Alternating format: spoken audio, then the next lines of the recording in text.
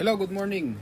This is the first topic for the subject engineering economy, and as discussed last time, simula tayo dun sa topic na interest. Okay, so this is the first chapter of engineering economy.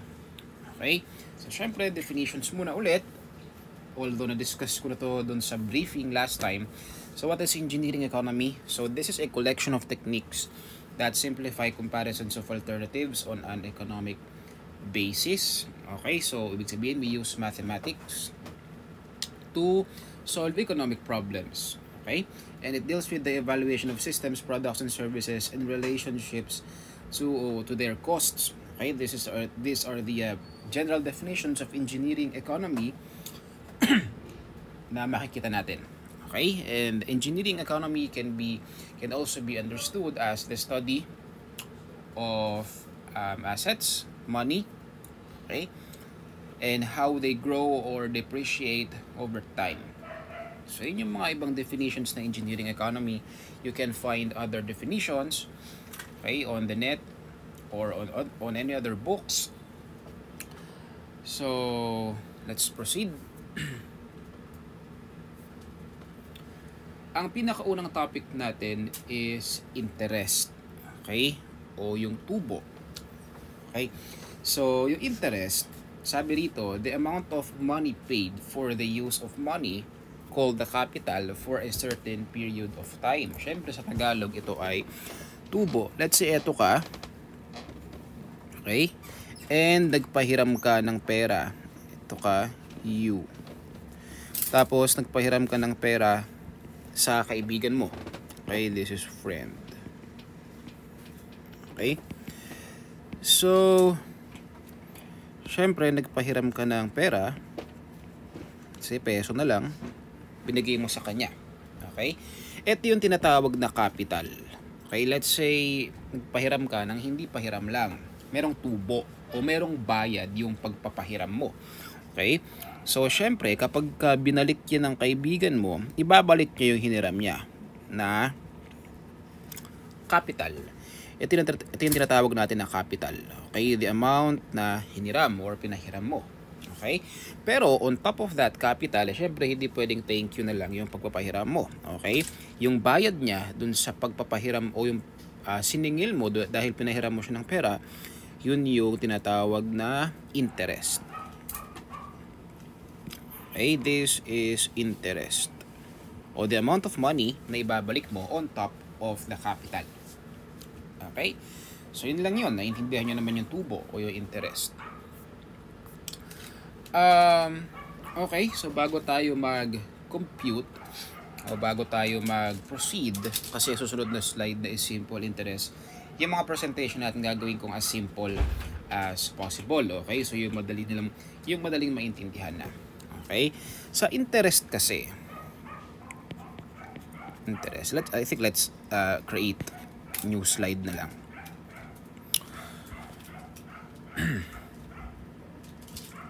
Okay, so sa interest, dalawa kasi yan. Okay, so you have simple interest at saka yung compound interest. Okay, so for this video, ang uusapan muna natin is the simple interest. Okay, si simple interest, halimbawa ganito. Halimbawa ang capital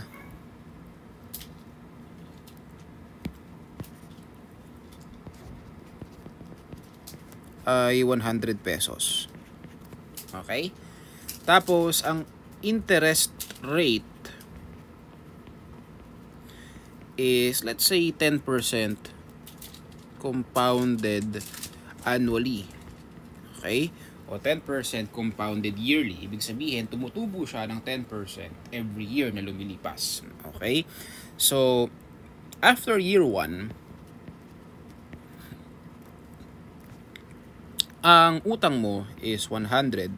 Tapos pagka lumipas sa isang taon, madadagdagan siya ng 10 pesos. Okay?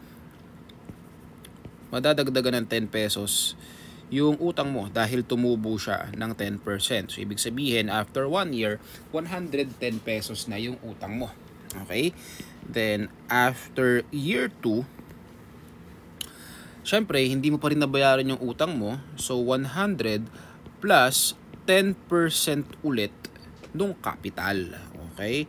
So, 100 plus 10% ng 110 na pala ang utang mo, no? So, 110 plus 10% ulit nung capital. So, that's 120. Okay? Sa year 3, so ang utang mo is 120 na.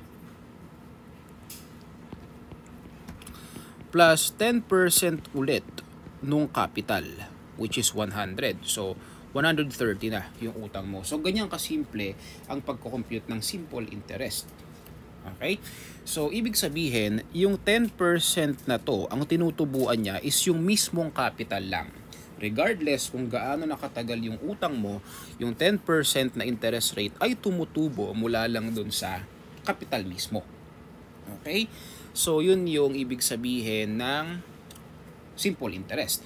Ngayon, meron tayong tinatawag na compound interest. This is the next topic ito. Okay? Hindi pa kasama yan ngayon sa video na to. Sa compound interest, let's use the same example. Capital is 100 pesos. Tapos, interest rate, ang notation natin sa interest rate dito is maliit na letter I. Okay? Interest rate is also 10% compounded annually. Okay? So, year 1, 100 pesos ang utang mo plus 10% nung capital, syempre. So, that's 10% ng 100 is 10 pesos. So syempre, after 1 year na hindi mo bayaran yung utang mo, sorry, ang utang mo na is 110. Okay? Then, let's say lumipas yung pangalawang taon nang hindi mo pa rin nababayaran yung utang mo. Okay? So, ano yung outstanding balance mo from the last year? So, syempre, that's 110. Okay? Tapos, tutubo ulit ng 10% yung utang mo. Pero, ang difference ay, eto. Yung tubo, yung interest rate, kung kanina, sa simple interest, yung 10% ay tumutubo dun sa capital, dito sa compound interest, medyo mas masakit to sa point of view ng nangutang. Okay? Kasi, yung 10% na yon, ang tutubuan niya, hindi yung kapital. Okay? Hindi yun. Ang tutubuan ng 10% is yung outstanding balance. So, kaya, ibig sabihin, yung tubo from the last year, tutubo din yun. Okay? Parang yung tubo ay nanganganak din ng mga tubong maliliit. Kaya ang tawag dito is interest on top of interest. Yung compound interest. Okay? And syempre, ito yung mga ginagamit commonly ngayon. Lalo sa mga banks, compound interest. Kapag tumutubo ng tumutubo, lumalaki ng lumalaki yung tinutubuan. Okay? So, imbis na yung capital na 100 pesos ang tutubuan, yung outstanding balance ang tutubuan, which is yung 110. Okay? Ilan ang 10% ng 110? So, that's 11. Tama? So, 121 na yung utang mo. Okay? Compared dun sa 120, okay? Compared dun sa 120, mas mataas yung 121. Baka sabihin nyo, ay maliit lang naman yan. Maliit yan kasi maliit yung example natin. Okay? At saka 1 taon pa lang o 2 taon pa lang ang lumilipas. Okay? Pero sa totoong buhay, pagka yan ay tumagal lang tumagal, ang laki ng diferensya niyan. Okay? So, year 3, ang outstanding balance mo is 121. Tutubo ulit ng 10% yung utang mo because that's the interest rate. Okay? Pero ang tutubuan niya is of course, hindi yung capital, kundi yung outstanding balance. Okay? 121. So, 10% ng 121 is 12 pesos and 10 cents. So, ang magiging utang mo na is 121 plus 12, ilan yun? 133.1. Okay?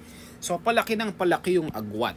As time goes by, palaki ng palaki yung agwat doon sa tubo ng simple interest and compound interest. Okay?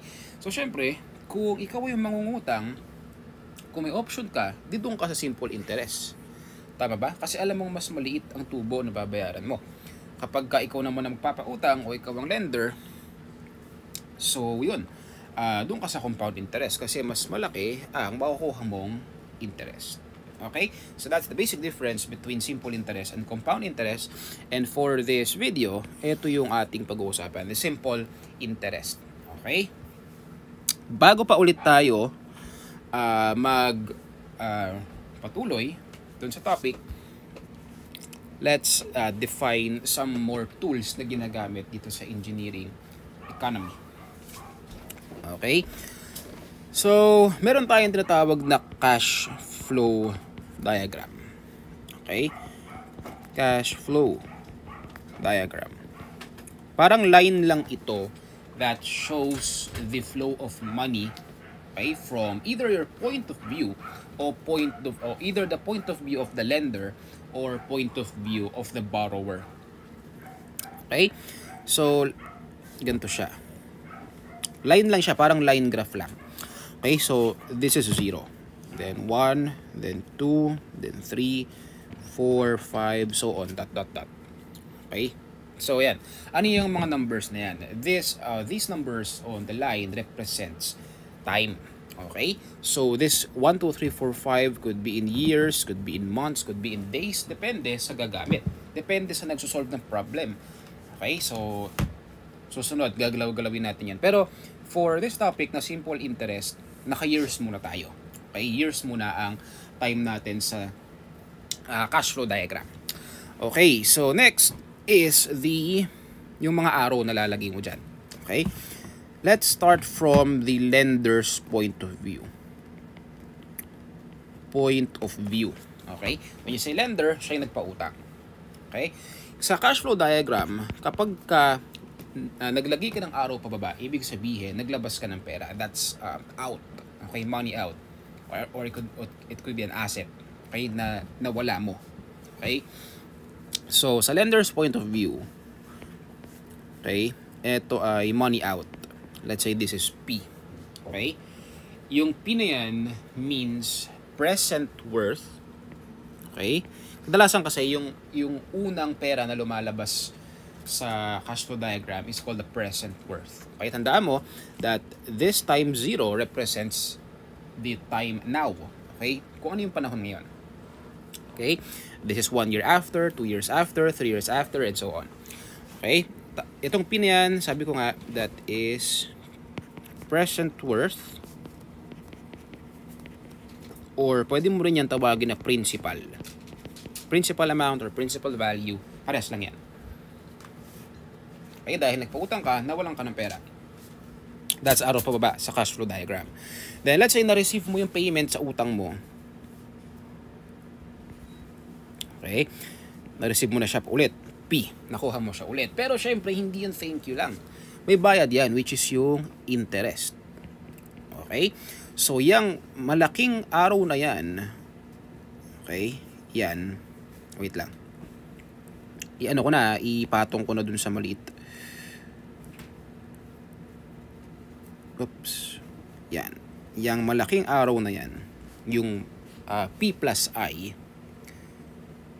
that is F. Okay? This is future worth. Okay? Ano yung future worth? O the F equals P plus I, or F equals present worth or principal o yung capital mo plus yung interest, yung tubo.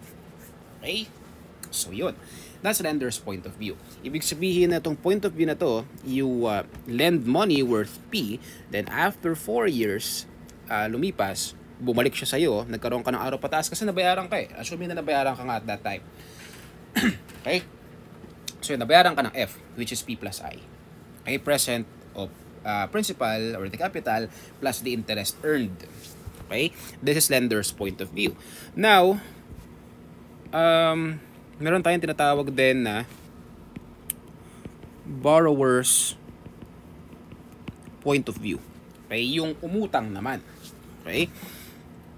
So, ganoon din. So, time, 1, 2, 3, 4 years. Let's say, same scenario dun sa binigyan natin example kanina. Pero, point of view naman nun ng utang. Okay, sugod natin to. So, ganoon din. Dahil si borrower ay nangutang, so nagkaroon siya ng pera sa simula worth P. And syempre, naglabas naman siya ng pera after 4 years, which is F. Okay, parehas lang na amount to Parehas lang itong P na to, at saka yung P na to, at itong F na to, at saka itong F na to. Okay? And the formula is the same. Ganun pa rin. Ayan. F equals P plus I. Okay, future worth equals present plus interest. Hindi mahirap yung intindihin. Okay? Now, the next question is, how do you compute for the interest? Okay? When you say interest, tubo, notation natin dyan is malaking letter I. Okay? Yung sinabi ko kanina, sabi ko, yung interest rate o yung rate at which interest grows is maliit na letter I. That's interest rate. And the number of compounding periods, bawa dito, ang tawag natin dyan is N. Okay? N natin is 4 years o number of compounding periods. Ilang taon siya nag-compound? Ilang taon siya umandar yung tubo? Okay? N ang notation natin doon sa number of years. Okay. So, pag-usapan natin, yung, sabi ko nga, yung question natin na susunod is paano computein yung interest. Dito natin siya sagutin. Nabanggit ko na yung pagkakaiba ng simple at saka ng compound. Now, let's dive in doon sa simple interest. Okay? Kasi ang interest na formula is magkaiba. Magkaiba ang formula, of course, ni letter I for simple interest and compound interest. That's why dito na natin i-discuss kung ano yung formula ni letter I if we are talking about simple interest. Okay. So, simple interest, the interest to be paid which is proportional to the length of time the principal is to be used. Okay? Actually, ang proportion dito is linear. Linear ang proportionality nito.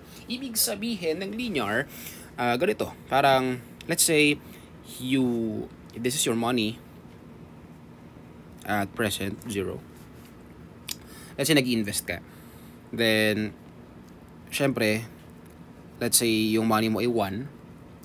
Tapos, let's say nadagdagan lang siya ng plus 1 every period. Okay? Sa period 2, naging 2. Tapos, nadagdagan siya ng plus 1, plus 1, plus 1. Okay? Pag sinabi mong proportional o linear proportionality, straight line lang siya. Ibig sabihin, your money grows at a flat rate. Okay? As in, line. Kaya pag ginraph mo siya, pag ginraph mo yung growth ng money mo, that's linear. Okay? Katulad ng pinakita natin dito, ay no? It grows at a uniform rate. Tama? Plus 10 ng plus 10. Dito, hindi ito linear. Okay? This is exponential. Exponential ang growth kapag ka-compound. Diba? Dito, tumubo ng 10. Ito, tumubo ng 12.1. Ito tumubo ng 11 to. Ito tumubo ng 12.1. So the rate of growth increases over time. Tama? Yung paglaki niya ay lumalaki din. Okay? Kaya linear yung sa simple interest and the rate of growth at sa compound interest is exponential.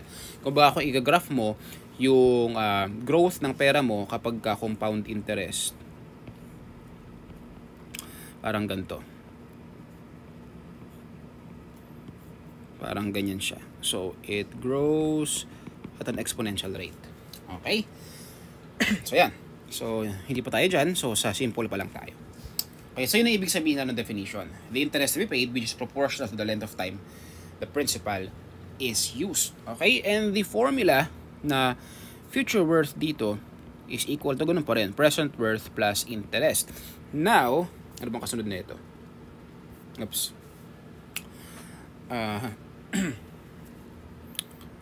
Now, ang formula na itong I ay ito. I equals the present worth. Okay? Kung itong formula to hindi mo kailangan kabisaduhin. Okay? O siguro matatandaan mo rin sa paulit-ulit mong gamit. Pero, this is very self-explanatory. Okay? Principal multiplied by the interest rate multiplied by the number of compounding periods. Okay? So, ang tawag nga dyan is parang ang formula na yan is ipin ang tawag dyan, ipin. Interest equals PIN. O, interest equals P, principal, or present worth. Principal na lang sulat ko. And I is interest rate. Sana hindi masyadong maliit. May aking sulat. And N is number of compounding periods. Parang ganito. Parang yung sa example natin kanina. Di ba yung pera natin na capital is 100. Tapos, pagdating ng 3 taon, naging 130. So, ibig sabihin, tumubo ka ng 30 pesos. Tama? So, ano yun? Ano lang yun eh. 10% ng capital is 10. Diba yun yung P times I? Oops, taka. Ayan. 10% ng capital is 10. Tapos, ilang taon mo siya papatubuin? 3 taon. So, ayan. 10 times 3, that's 30.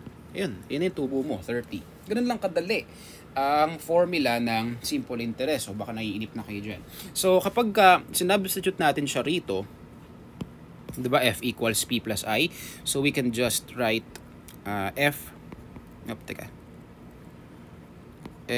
equals P plus ano yung I? PIN. Ito yun, diba? Sabi natin I equals PIN. So, ibig sabihin, this can be written as P times 1 plus I times N. Okay? So, that is our formula for interest and future worth. Napakadali niyan. Okay, kahit hindi mo alam ang formula, masasagutan mo yan from basic lang na knowledge. Okay? Now, etong N na to, tandaan mo, this is, yung letter I natin is annual interest rate. Sir, bakit pa natin in-specify na annual? May ano ba yon? Meron bang weight yon? Kasi sa compound interest rate, hindi lang kasi annual ang compounding periods eh. Pwedeng it could be monthly interest rate, semi-annual interest rate, semi-quarterly interest rate, or so on. Okay, marami kasing compounding periods. Hindi lang yearly. Hindi lang taon-taon. Okay? Merong interest rate na monthly or etc. Okay? Sa simple interest, annual muna tayo. Annual muna. Okay? Sa itong N is naka-years to. Okay? Naka-years yan. Okay? Basic knowledge sa paggamit ng formulas na engineering economics. Kung ano ang compounding period ng interest rate mo, dapat ganun din ang isusulat mong number of compounding periods. Ano daw? Kung ibig sabihin, kung annual, di ba annual taon-taon eh. Kung annual ang interest rate mo, dapat ang N mo is naka-years din. Kung monthly ang interest rate mo, dapat ang N mo is every month din. Okay? Okay tayo ron? Mas ma-appreciate niyan pagka pumasok tayo sa compound interest. Okay. So, yun. That's simple interest. Ito yung mga formula na dapat nyong tandaan for simple interest. Now, let's proceed. Mag-add tayo ng another blank slide. Kasi yung susunod is ordinary interest. Parang pumasok na ibang topic. Okay? Ano yung simple? Hindi pa parehas lang yung simple at saka yung ordinary. Ganito kasi. Ang simple interest, di ba ang katapat niya is compound, which is not tackled in this video. Nahahati pa kasi yan sa dalawa. Okay? You have simple ordinary and you have simple exact. Okay? So, sir, ano pinagkaiba? May pinagkaiba ba sa formula? Actually, wala. Walang pinagkaiba sa formula. Ganun din.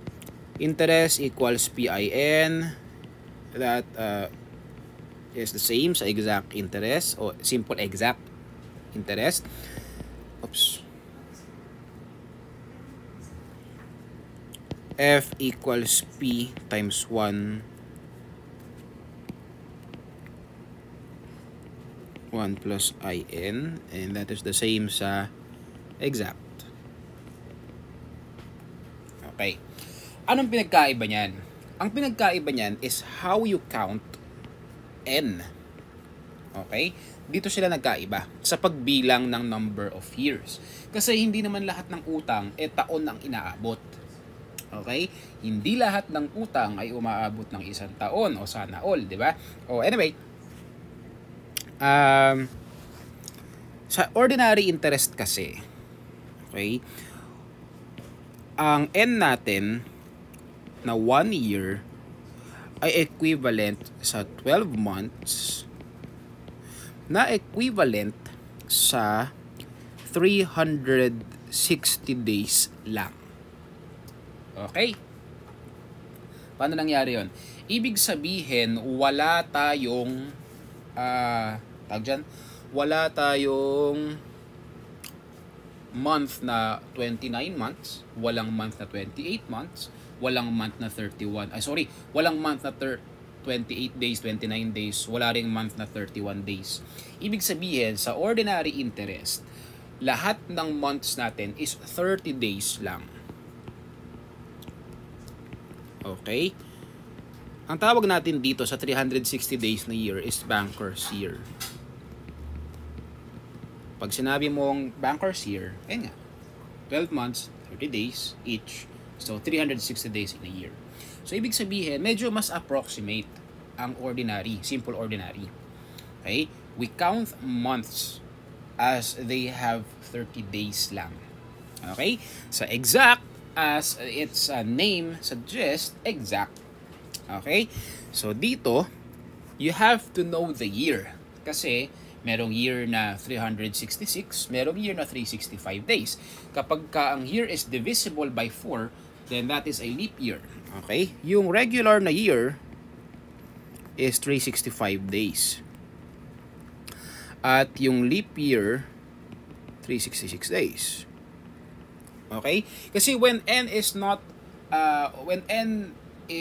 hindi aabot ng 1 year, you have to express it as a fraction. Let's say, pag sinabi nating 9 months, paano to isulat in years? Di ba ano to? 9/12 year o 3/4 year. Tama? So, yung n, hindi mo siya isusulat as 9. Ang isusulat mo dyan is 3/4. Kasi ang unit nga natin sa n is in years. Okay? So, yun. Sa exact naman, when you say, let's say, 36 days, paano mo isusulat yan? O, depende. 36/365 kapag ka leap year. Pagka regular year. Pagka leap year, 36/366 days. Okay? Ganun siya. So, nagkakaiba lang siya sa pagsulat ng n. Yung ordinary at saka yung exact. Gets yun? Ganun lang. Sorry. Kaya kadalasan, pagka simple exact interest, sinasabi mismo, saktong-sakto, yung date. And you have to count. Okay? Dapat kabisado mo dyan sa exact interest kung alin ang taon o kung alin ang buwan na may 31, alin ng buwan na may 30. Okay? May dyan may tip Hindi ko na mapakita yung yung kamao. Pero drawing natin. Try natin i-drawing. Parang, 'di ba, nag-close fist ka, iko-copyin ko na lang yung kamay ko. So, ito yung fist mo. Tapos, wait. Parang ganito. Ayan. Ngayon, pantay-pantay yung fist mo. Pangit drawing. Tapos, ito yung thumb mo. Basta ganyan. Okay? Bibilang ka raw dito ng kung alin yung may buto, yun yung may 31 days. Tama ba? I think alam na to ng marami. Ito, this is January. January, tapos yung may lubog, February, tapos may buhong-buhong ulit. This is March. Tapos may lubog, this is April. Tapos this is May. Tapos this is June. Tapos this is July. Ngayon, di kulang na. Di ba ano to? Parang January, February, March, April, May, June, July. Pagdating mo ng August, balik ka ulit dito. Okay?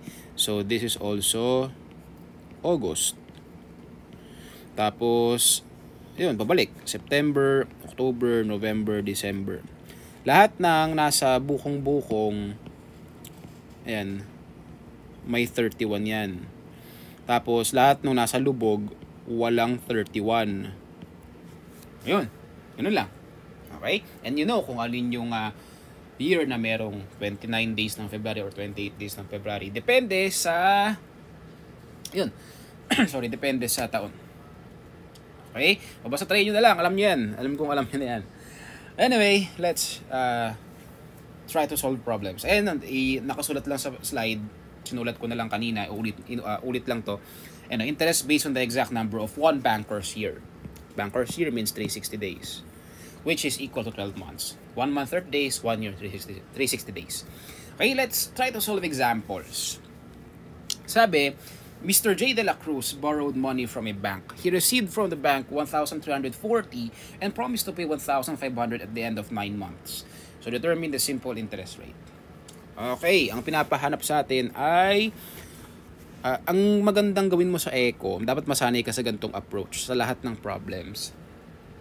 Lahat ng problems, basahin muna, analyze, write what are the given, tapos drawing ka ng cash flow diagram so you can easily visualize the problem. Okay? So sabi, umutang siya, ang natanggap niya is 1,340. So this is the present worth. Ito ko nalagyan ng unit ha. Sige, nalagyan ko na unit. And then, ang future worth ng utang niya is 1,500. Okay? So, may tubo siya. Makakompute mo na kagad dito na ang tubo ng utang niya is 160 pesos. Okay? So, 1,500 minus 1,340. 160 ang tubo. At ang number of compounding periods is 9 months ba? Tandaan mo, naka-years yan. So, that would be 9/12 year. Or that can be easily written as 3/4 pagka nilowest term. 3/4 of a year. Okay? Ano daw yung interest rate? E di, ang hinahanap is I.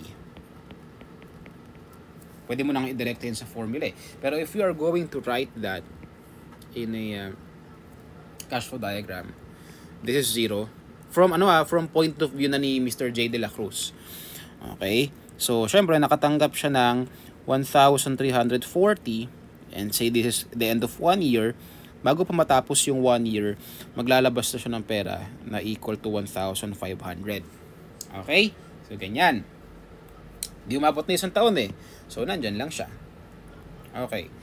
So, actually, kahit direct substitute mo na. Ano gagamitin mong formula? Is it the F equals P times 1 plus IN or I equals PIN o yung ipin na formula. Kahit ano doon, gagana yun parehas.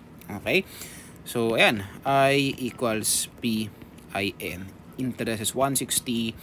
P is 1,340. Interest rate is unknown.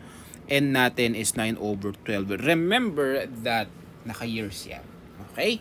So, ang interest rate natin is equal to, although ito may sagot na, let's try to check sa calculator. 160 equals 1,340 x 9/12. Ayan. 300, ayaw mag-decimal. N. 0.1592. O, 15.92%. Okay? So, yun. 15.92%. Napakadali. Pang grade 1. Okay, yung example natin. Anyway, let's move on. Baka naiinip na yung mga nakikinig. Example number 2. This is still simple, ordinary.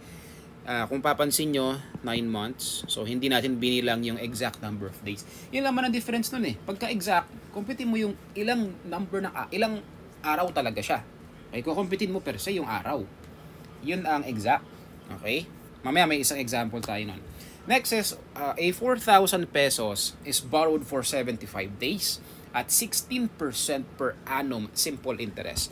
How much will be due at the end of 75 days? O ang tanong is, magkano ang babayaran mo after 75 days? So, writing the facts stated dun sa problem, the present worth o yung utang mo, it'll be 4,000. Okay? Ang sabi, ang pinag-agrihan yung interest rate is 16% per annum o 16% compounded annually. Per annually. Programming. Okay. And number of compounding periods is 75 days. Pero how do we write that in years? Since this is simple ordinary, okay? This is simple ordinary. Sir, paano malalaman? Maba, syempre, hindi naman lahat ng problem sasabihin sa'yo na, simple ordinary yan or simple exact yan. 75 days. Paano mo malalaman na this is, ano yun? This is ordinary. Paano malalaman that this is ordinary and this is not an exact interest problem? Pagka kasi exact, sabi ko nga kanina, you have to know kung ilang days ang meron sa isang year. If the year is not stated, ibig sabihin, assume ordinary interest. Ito kasi yung example ng exact interest. Wait lang.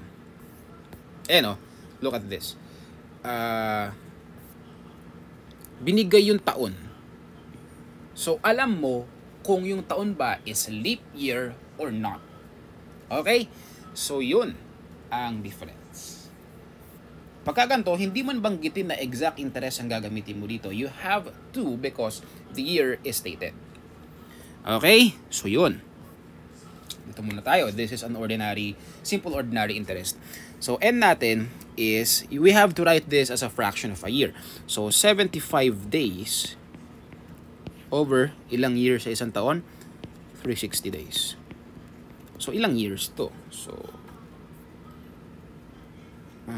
75 over 360. 0.208 something.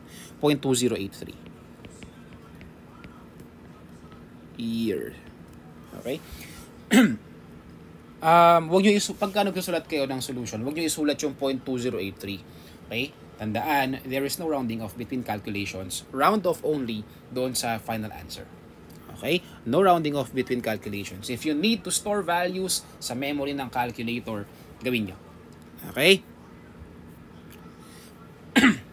So, yan. So, ayun. Ang hinahanap is how much will be due o how much is the future worth of your borrowed money. So, kung isusulat natin sa cash flow diagram, then ang hiniram mo is 4,000. This is the end of 1 year. Bandang dito lang siguro, mabayaran mo na siya. How much is this? Okay. Meron naman tayong direct formula dyan eh. F equals P times 1 plus IN. Okay. Excuse me.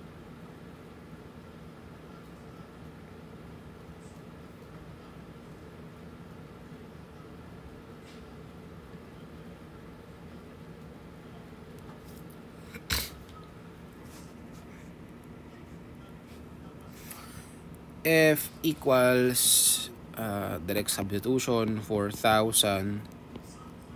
1 plus interest rate is 0.16. Remember that interest rate should be written as decimal, hindi percent. Okay? 0.16 number. Teka. Ayusin natin yung brackets. 75 over 360. Okay? So, yun. Ay, shucks. Ilagay mo na lang sa calcu. 4,000, 1 plus 0.16. 75 over 360. That's 4,133.33. So, yun.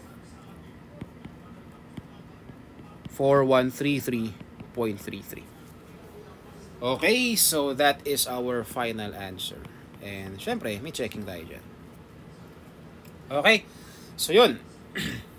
For the last example, I believe this is example 3. Determine the simple ordinary interest on 10,000, 9 months, and 10 days if the rate of interest is 12%. I will leave this problem to you, and ito yung final answer dyan. 933.33 pesos. Okay? Let's move on sa exact interest na na-discuss ko na kanina, na naipaliwanag ko, na yung pagbilang lang ng araw sa isang taon o yung pagsusulat lang ng N, yung naiba. Okay? So, ayan yan. Okay, kino-consider ko anong taon. Let's move doon sa ating example. So, Louis borrowed 1,800 from his aunt last December 25, 2010. Okay? Ang kunat, no? December 25, hindi na lang binigay, pinautang pa. He promised that he will pay his aunt on February 14. Parang maling date yun. Kailangan mo rin ng pera nun eh. Anyway. At 8% interest. Find the exact simple interest to be paid by Louis. Remember that the unknown is interest. So, tubo ang hinahanap. Okay? Tingin nyo. Ilang days ang lumipas? Okay? Bibilangin mo yun ngayon. So, ang ating present worth is 1,800. Tapos yung ating interest rate ay 8% per annum. Default yan pagka walang binanggit. Pag sinabing 8% interest lang, that's annual. Okay? Tapos yung N natin is you have to count kung ilang days. Kasi isusulat mo yan as a fraction of a year. Question, mayroong ilang days ang year dito? 2010, 2011. Paano malaman kung leap year? Divisible by 4. Diba? 2012, leap year. 2016, 2020, those are leap years. 2010, 2011, hindi naman leap year yan eh. Okay, so 365 lang. Okay, ilang days? Yung mula December 25 hanggang Feb 14, ilang days yon? O bilangin natin. December, ilang days ang lilipas? Diba, from 25, 26, 27, 28, 29, 30, 31, 6 days. Okay? So, January, buong January lumipas. 31 days yun. Tapos, sa February, 14 days ang lumipas. Okay? So, bilangin mo lahat yan. Ilan lahat yan? 31 plus 14, that's 45. Tama ba? 45 plus 6, that's 51 days. So, yung ating year is 51 over 365 year. Then, ayun na. Ano lang, same formula. I equals PIN. Present worth is 1.8. Interest rate 0.08. N is 51 over 365. Napaka-basic nito. 1.8 times 0.08 times 51 over 365. 20 pesos and 12 cents. Yun ang tubo sa kanyang utang.